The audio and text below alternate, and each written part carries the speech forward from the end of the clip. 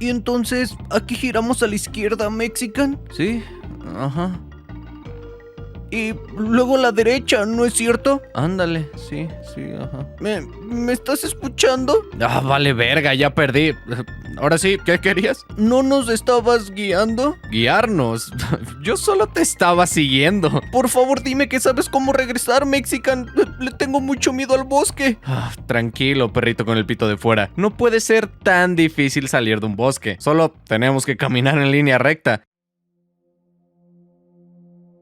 Y en algún momento llegaremos a la civilización, ¿verdad? Este video está patrocinado por CyberGhost VPN.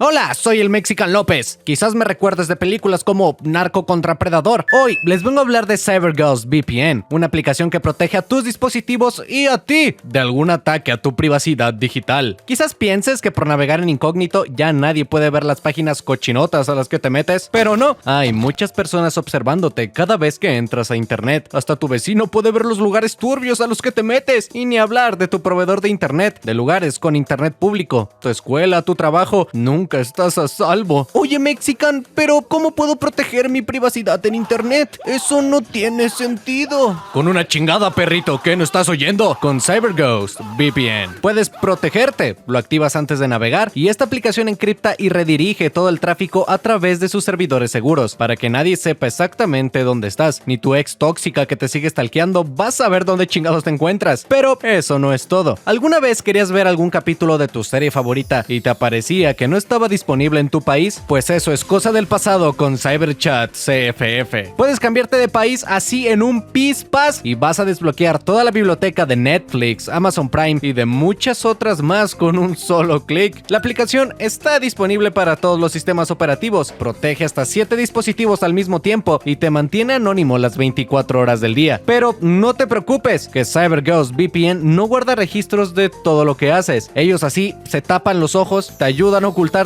y no van a ver nada de lo que haces. Y si te interesó, este es el momento ideal, cabrón, porque si utilizas el enlace de la descripción vas a poder conseguir CyberGhost VPN a un 83% de descuento. Pero eso no es todo, cabrón, porque yo les rogué, les supliqué a la empresa que también obtuvieran 4 meses gratis, además de una garantía, la cual es mi dirección para que vengas a mi casa y me rompas la madre si no te sirvió. Bueno, eso obvio no es, pero tiene una garantía de 45 días donde te pueden regresar todo tu dinero. Atención al cliente las 24 horas del día, los 7 días de la semana. Así que esta es tu oportunidad. Regístrate en CyberGhost VPN y protégete a ti mismo. Ahora sí, continuemos con el video y muchas gracias a CyberGhost VPN por patrocinar este video.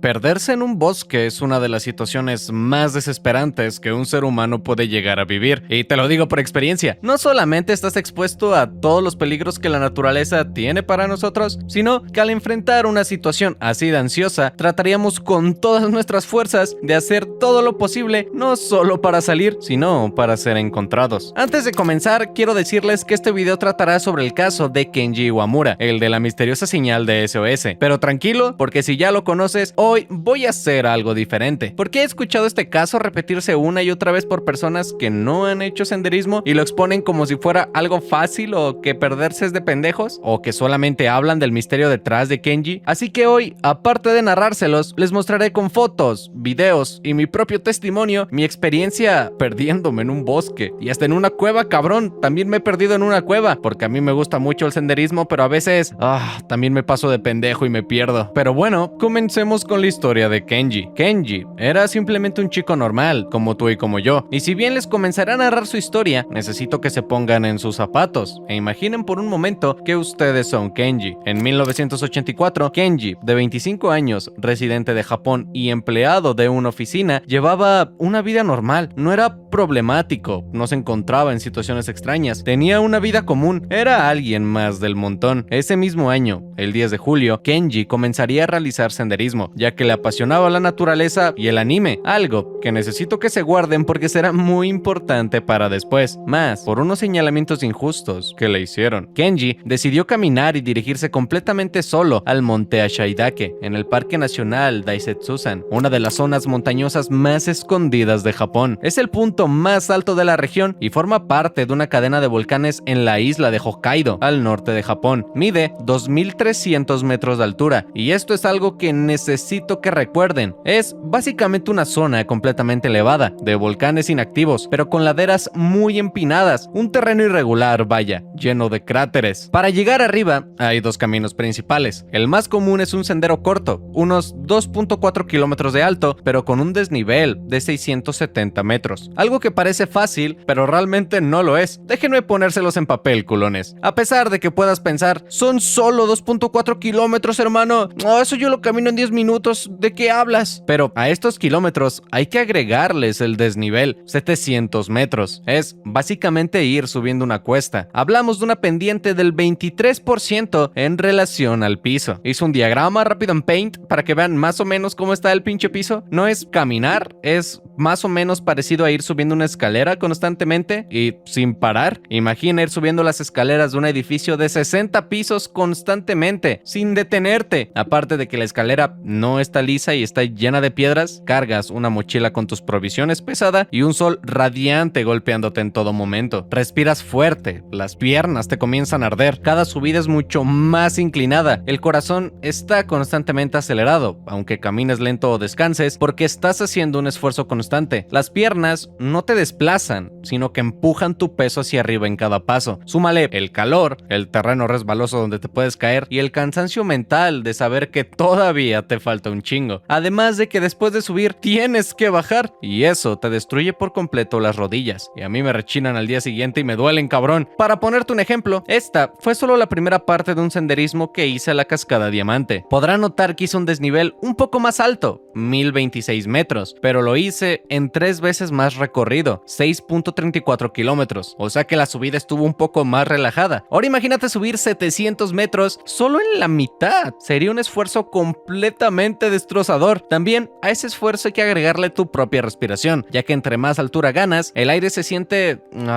diferente. No es que ya no tengas oxígeno, sino que sientes que cada respiración rinde menos. Incluso caminando lento te sientes agitado. Es una sensación extraña porque tu cuerpo siente que necesita más aire del que logra obtener. Imagínate hacer ejercicio mientras alguien te obliga a respirar por un popote. No es literalmente igual, pero es la clase de desesperación que algunas personas sienten cuando la subida se pone dura. Tampoco es como que puedas descansar, porque aunque te detengas, sigues parado sobre una pendiente, con el corazón latiendo rapidísimo y tratando de recuperar aliento. Esto lo digo por dos motivos. El primero es porque quiero que sepan lo difícil que es hacer esto y se pongan en los pies de Kenji, y porque quiero hacer que todo se trate de mí, como siempre. Ahora, ¿recuerdan lo que les dije sobre que esta montaña tenía dos subidas? La primera es la que les comenté, y la segunda subida es la travesía hacia el monte Tomuraushi. Son unos 26 kilómetros, con más de 2000 metros de desnivel. Una subida larga, solitaria y mucho más peligrosa. La mayoría de personas tienen que acampar, y no es raro pasar horas en una montaña sin ver a nadie, simplemente estando tú y tus cosas. Y fuera de esos senderos,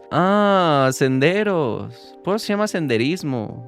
Qué loco, ¿no? En esos senderos todo cambia, el terreno es salvaje, está lleno de piedras filosas encima, es súper fácil perderte e incluso quedarte atrapado. Es lo más común del senderismo, ver rescates por personas fracturadas o atoradas en algún lugar del cual ya no pueden salir. Y si bien hay señalizaciones, hermano, no son como en las grandes ciudades. Déjate pongo un ejemplo. Esta es una señalización en uno de mis paseos por el cerro. Esa salida de emergencia lleva a unos pinches matorrales. Si bien puede haber una señalización, no es como que haya realmente un camino pavimentado, ni siquiera plano. Siempre tienes que irte quitando ramas, quitar piedras, atravesar ríos una y otra vez. Nada es una línea recta y perderte es muy fácil. Normalmente te guías por cosas ambiguas, como esta piedrita, ya que si te dijeran, oye, tu guía es una piedra cuadrada, ¿cuál dirías que es la guía? ¿La punta de esta cascada o esta? Pues es la de arriba, la de la cascada, aunque la de abajo esté más expuesta, ya que esa te lleva a otro lado que ni al caso. Las guías visuales de hecho están escondidas. Los reto a escribir en los comentarios cuál piedra es la guía de la cascada, porque está muy visible, pero la debes conocer. Con todo lo anterior dicho, debemos saber que Kenji tomó la ruta más alejada, la más larga, y fue completamente solo. No hay algún registro de que fuera con alguien o de que tuviera un plan complicado, simplemente entró en la montaña y eso fue lo último que se supo de él. Pasaron los días y Kenji no regresó. En su trabajo notaron su ausencia y la preocupación fue creciendo cada vez más. Poco después, su familia reportó su desaparición. Se hicieron búsquedas durante bastante tiempo. Hubo helicópteros volando por toda la zona, pero no encontraron nada. Buscaron por meses hasta que simplemente se rindieron. Con el tiempo, el caso quedó en el olvido y se dio a Kenji como fallecido. Pero toda esta historia daría un giro años después, ya que el 24 de julio de 1989, dos hombres caminaban por un sendero cerca del montaje Hidake, esperando un día normal de escalada, hasta que en cierto punto todo cambió. Mientras avanzaban, uno de ellos propuso desviarse hacia el sur, en una dirección a un río cercano. Parecía una decisión sin mucha importancia, pero eso fue lo que lo sacó del sendero, y en un lugar así, eso es suficiente para perderte, ya que tu única guía visual es un árbol que es idéntico al resto de árboles. Estos dos chicos se desorientaron por completo y acabaron completamente perdidos. Como no regresaron a casa a la hora esperada, se inició una búsqueda y la policía envió un helicóptero de rescate, pero durante horas no encontraron nada. Fue entonces cuando ampliaron el área y ocurrió algo extraño. En una de las laderas de la montaña, el piloto vio algo enorme. Eran 3 letras hechas con troncos de abedul, las cuales formaban la conocida señal de auxilio SOS.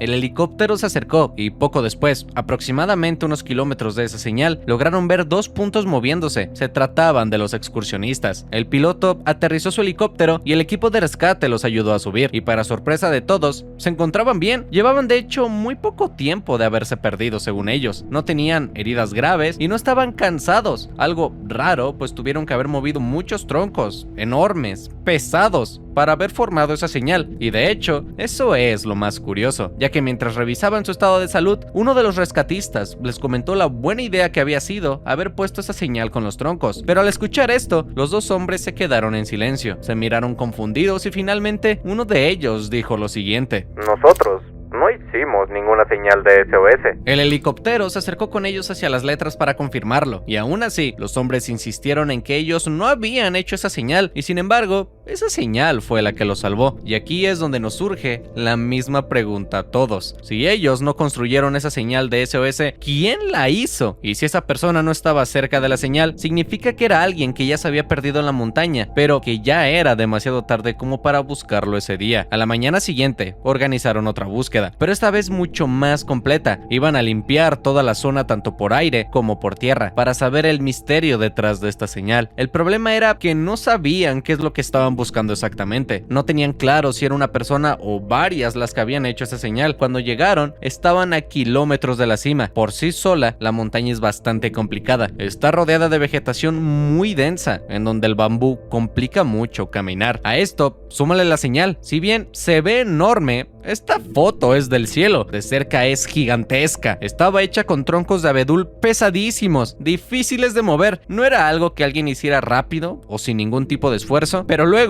cerca de las letras, encontraron restos humanos, huesos, algunos con marcas de animales. También encontraron un hueco hecho en la ladera. Todo indicaba que alguien intentó fabricar un refugio, y dentro de ese agujero encontraron una mochila en la cual había de todo, y de hecho complicó más la búsqueda. Había una cinta, un cassette, una grabadora, cámaras, un tripié, zapatos deportivos de hombre, un cuaderno y un artículo del anime Minky Momo. Además, entre todos estos objetos se encontraba una identificación con el nombre de Kenji Iwamura, el sujeto que se había perdido años antes. Cuando la policía revisó todo el caso, pues era fácil, ¿no? Todo apuntaba a que la persona que construyó la señal y de quien eran los restos, pues era Kenji, la persona que había desaparecido. Y por un momento pareció así. Parecía que el misterio se había solucionado. Kenji se perdió, hizo la señal y la ayuda nunca llegó. Pero todo se vuelve aún más complicado, ya que los huesos que encontraron no eran de un hombre, sino de una mujer de entre 20 y 40 años. Eso no tenía sentido, debido a que Kenji había ido solo. No había registros de nadie más con él. Tampoco había reportes de alguna mujer desaparecida en la zona. Nada cuadraba. Sin embargo, mientras buscaban respuestas, decidieron revisar las cintas que habían encontrado. Todo parecía normal al inicio. Música de anime, programas grabados, nada raro. Todo eso, hasta que en una de las cintas, la música se corta de golpe y empieza a escucharse la voz de una persona pidiendo ayuda.